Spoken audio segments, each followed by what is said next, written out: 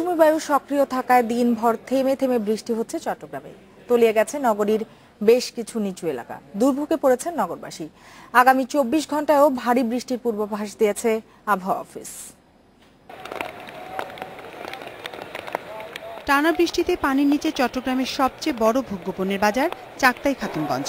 এতে বিপুল ক্ষতির আশঙ্কা করছেন ব্যবসায়ীরা। বৃষ্টির সঙ্গে জোয়ার ও কাপ্তাই হ্রদের পানি যোগ হয়ে জলাবদ্ধ নগরীর বেশ কিছু এলাকা। আগ্রাবাদ, এক্সেস রোড, চকবাজার, কাতালগঞ্জ, হাঁটু থেকে কোমর পানির নিচে।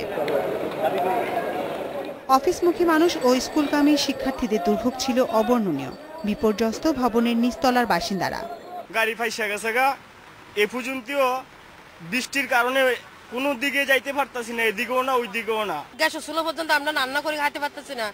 যেভাবে পানি উঠছে আমরা রান্না করবার কোনো পত্র দিয়ে দেখতে পারতেছি না। স্কুলে কারো কারো পানি ছড়ে দিয়ে গেছে, সবাই স্কুলে নামেই গেছি, দেখি তো আমার স্কুলে। জলাবদ্ধতার এই সংকট দীর্ঘদিনের হলেও কর্তৃপক্ষ কোনো কার্যকর পদক্ষেপ নিচ্ছে না বলে অভিযোগ নগরবাসীর।